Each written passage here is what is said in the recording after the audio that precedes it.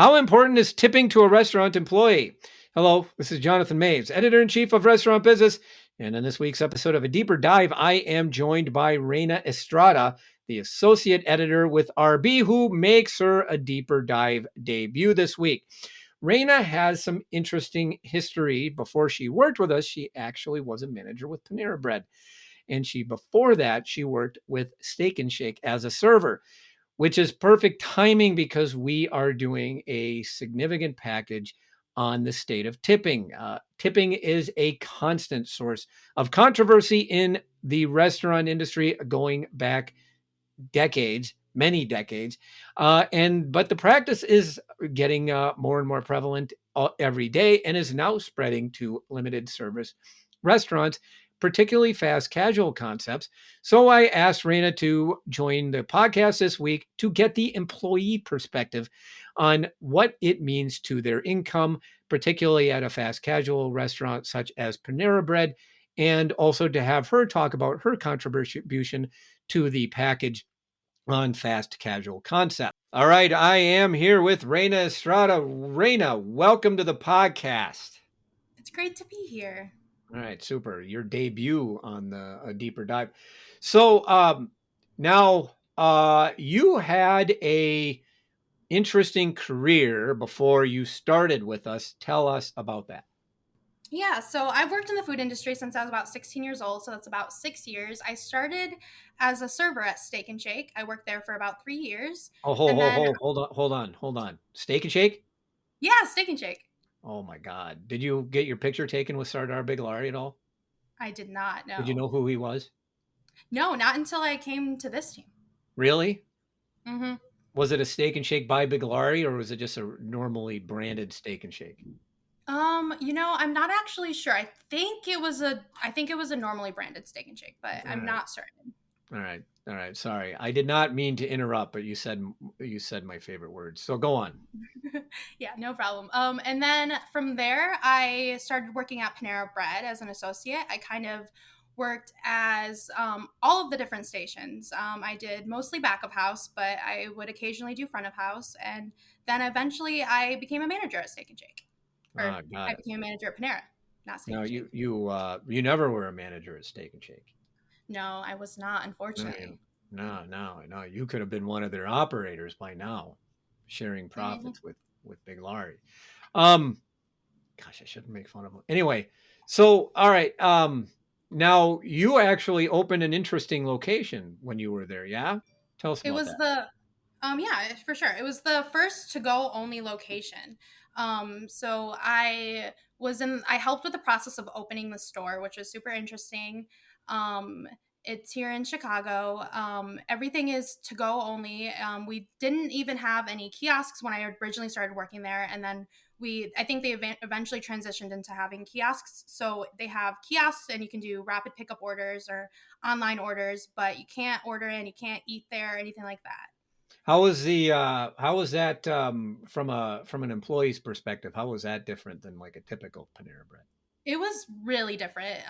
It was definitely a change of pace because it was a lot less, lower volume. Hmm.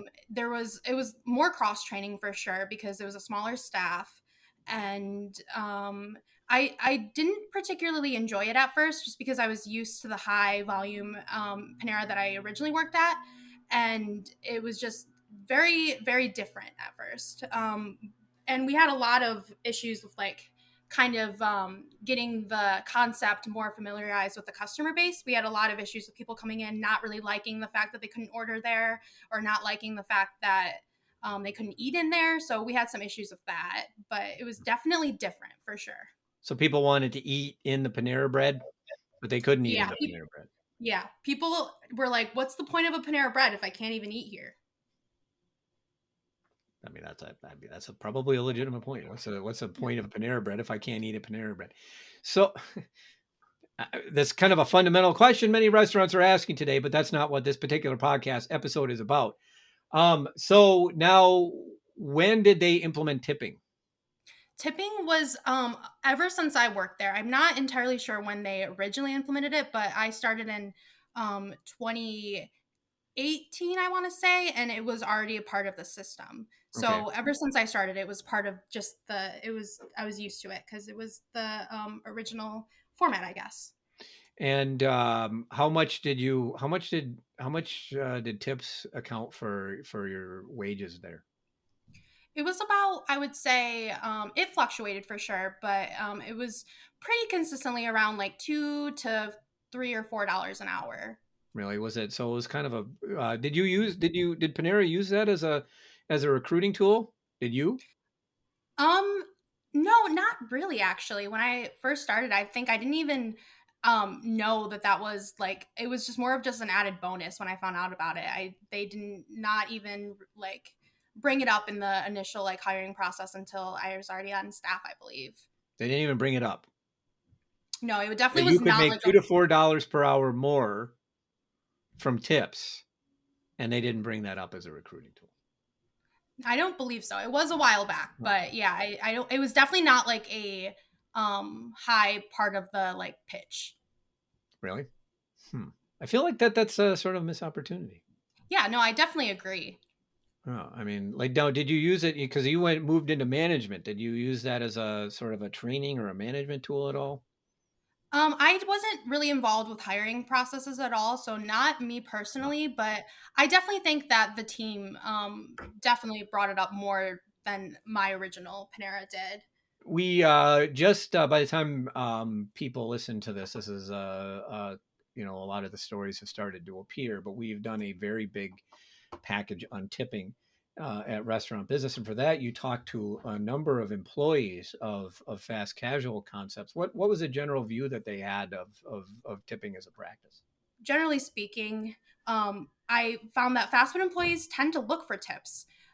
They appreciate the added like gratitude on top of their base pay, and also it does give the opportunity to make more money, which they might not be able to make with just a regular base pay paying fast food job, for example, somewhere like McDonald's that doesn't offer tips.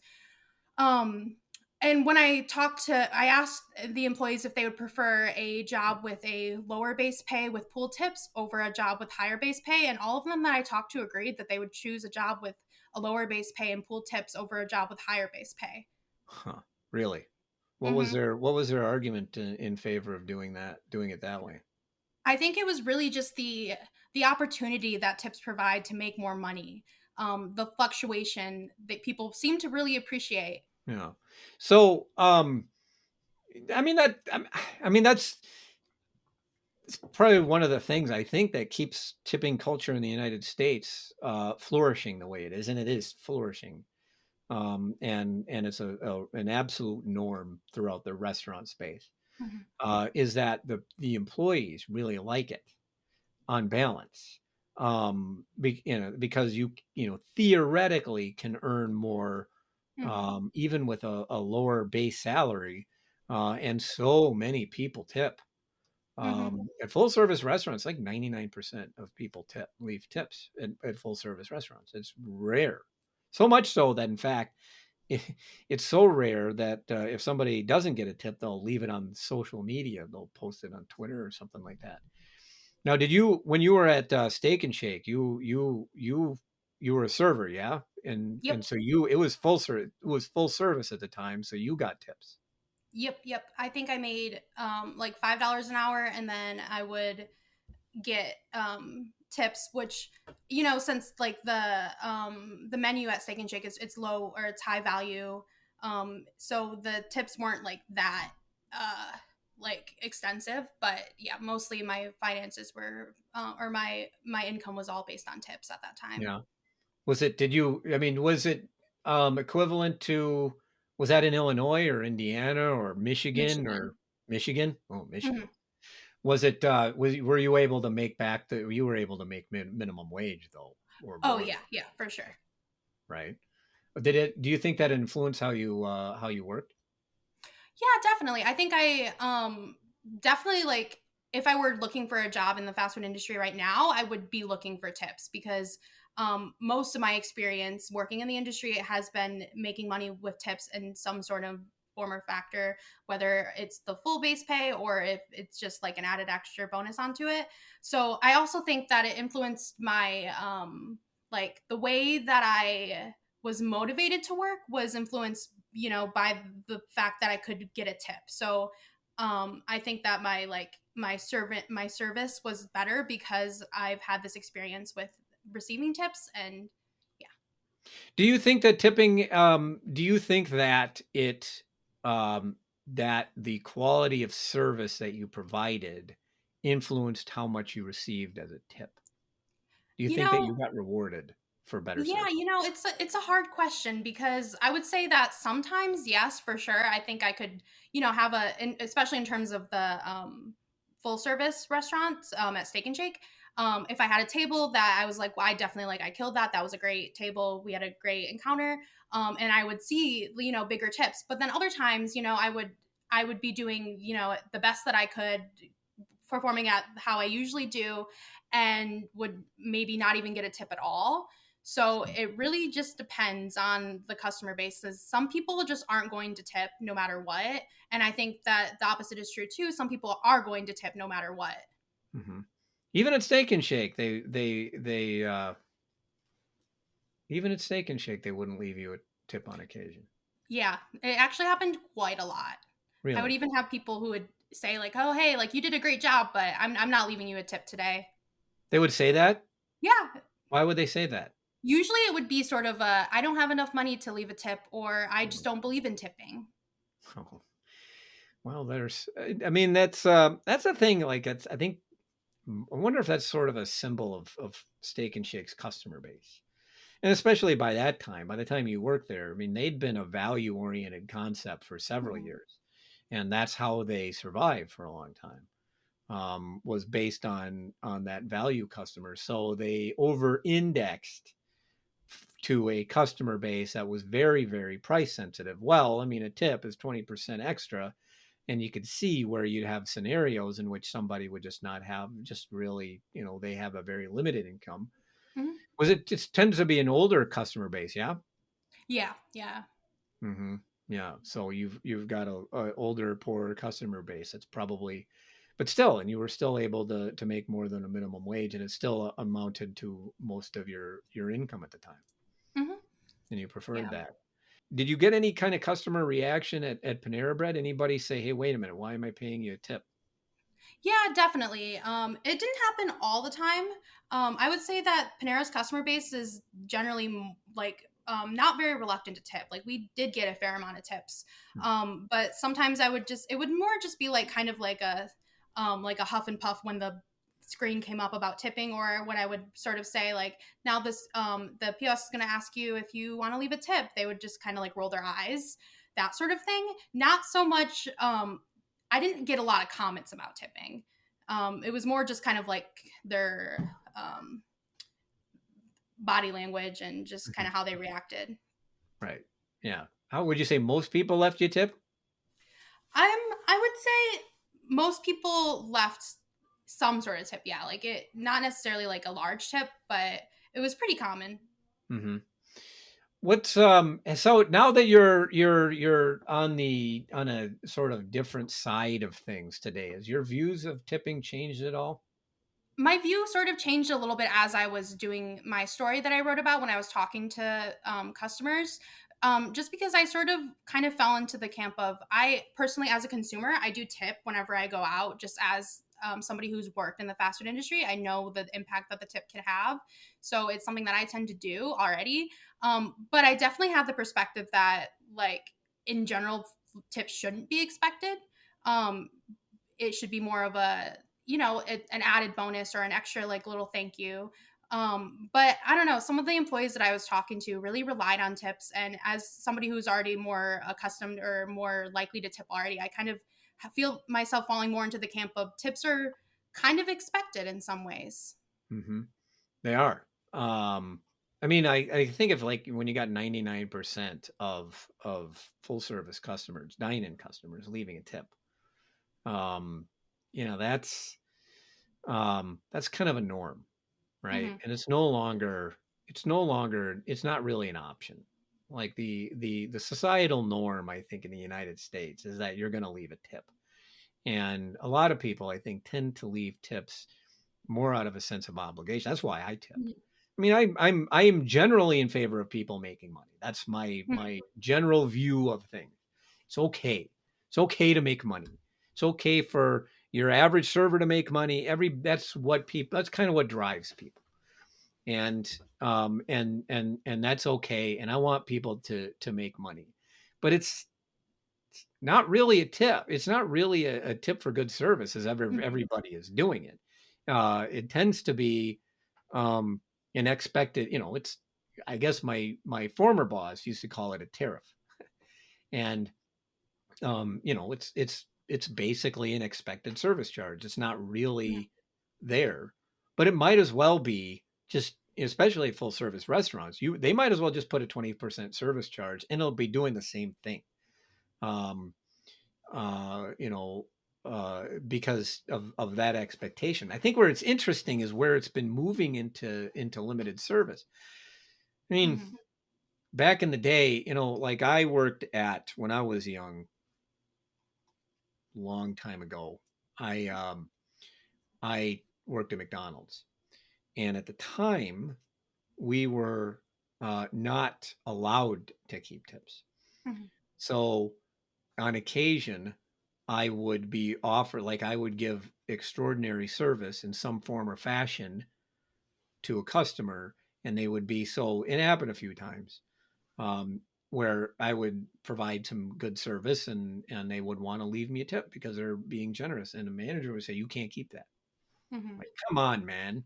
Like that's a couple extra bucks, and to me, that was made all the difference. That was it made a substantial difference. I mean, based on what I was making at the time, it Mhm. would, make a substantial difference. I think attitudes have changed on that front to me. But it's just interesting to see an industry sort of adopting tipping and how it's kind of rapidly becoming the expected thing inside somewhere like Panera Bread. Mhm. Yeah, it's Yeah. definitely becoming more common. I would say that back when I started in like 2018 to when I ended in like 20 this past year, uh people tipped more often. I saw it much more common now compared to when I first started. Yeah. Um, yeah, it's almost like if they simply put a tipping line on the bill, people will leave it. Mhm. People will leave a bill, and I like that option. I just don't. Where I have a problem with tipping is just the expected nature of it, and the Yeah. fact that it's so expected that in many states people are paid lower wages because of it. Mhm. Yeah, I think a better long term scenario is that you have a higher paid, more professional staff, and then tipping becomes what tipping is supposed to be, which is if they provide good service, I can give them to them. I can give another tip. I can add a couple of bucks to the bill, and then the person gets to keep it. And then that you still have that incentive but then it's no longer this an expected thing. That's my general view on it, and I think, but whatever. Nobody ever asked me that question. So, are any interesting stories from either your Steak and Shake or your Panera Bread days about tipping? Did anybody leave some sort of note on your tip saying, "Here's my tip," and then just leaving an act, leaving like some piece of advice or whatever? Yeah, I actually do have a story. One time somebody wrote good as the tip option. They just wrote good. I was like, what does that even mean? Does it like good service or just good? But now you made more in tips at Steak and Shake than you did Panera Bread. Yeah, for sure. But I would say, well, so I was in Michigan for Steak and Shake and Illinois for Panera Bread. So minimum wages were a little bit different. But I think that I would say that I made more money with the base pay. So you made more at Panera Bread than you made at Steak and Shake. Yeah, yeah. I made more at Panera Bread than Steak and Shake with the pool tips versus the just full all income based on tips. Now you're so Steak and Shake they didn't pool tips when you were at the No. So at Steak and Shake, it was just whatever table you took, that was the tip that you got. how hard of a job is that? Just to put that in perspective. It's so working in the food industry is just is hard no matter how you cut it, whether you're working as a server or whether you're working as a fast food employee. You're on your feet for like 8 hours plus, making sandwich after sandwich or serving customer after customer. I remember days where I would spill hot soup on me and I would have to just keep going. It's grueling. It really is. And tips can be something that add a nice little appreciation or an extra little bonus that makes you feel appreciated to the customer, which, in a lot of ways, I feel as though it can make the overall work experience just better, because it really builds up that customer/server relationship, which is a huge part of the overall work experience. Yeah. Yeah. So you spilled hot soup on yourself and you'd have to work the rest of the day? Yep. Was there a One story time. behind that or what? No, so there's Or did it happen all the time? yeah, happened all the time. There's just the soup well, and we would take a container of hot soup and bring it up to the soup well and just pour it into it with a pitcher, which, there's like a bunch of people around, you're bumping into people. So sometimes somebody would just like bump into you a little bit and then, oh no, there's hot soup all over your apron. I had a manager who spilled thermalizer water, which is like the boiling hot water that keeps the soups cooking, on her leg during a shift. Yeah. Ow. She got to go home though, so thankfully. Well, at least she didn't have to work the rest of the day with third-degree burns on her leg. She must have been pretty hot. Must have been burned herself pretty good. Mm-hmm. I had a friend when I worked at McDonald's back in the day that he burned his hand. He burned his hand right here on the bun toaster, or caramelizer. We were forced to call it the caramelizer, and burned his hand like right here, and had a giant blister, like roughly the size of his hand, right on his palm. So yeah, it's kind of some pretty hard work. You get so many. I still have scars from those days. Yeah, I was about to say, I still have scars from where I've like burnt myself on the oven and the soup and all that. Yeah, it's hard work. You're running around. You're on your feet, and it can be tough. It's stressful. You go home, you smell like all sorts of things, and so. And it's tough whether I think it's at a full service restaurant or counter service or whatever. Mm-hmm. Super. Reyna, this was fantastic. Really appreciate you joining me this week on the podcast. Of course. Thanks for having me. And that should do it for this week's episode of A Deeper Dive, which is edited, as always, by Kimmy Kazmarek. Artwork by Nico Hines. You may find this and other episodes of the podcast on our website at www.restaurantbusinessonline.com/article/deeper-dive. And you may also find them on Apple Podcasts, Spotify, and anywhere else you get your fancy listening shows. I'm Jonathan Mays, your host, podcast producer, and the editor-in-chief of Restaurant Business. Thank you for listening.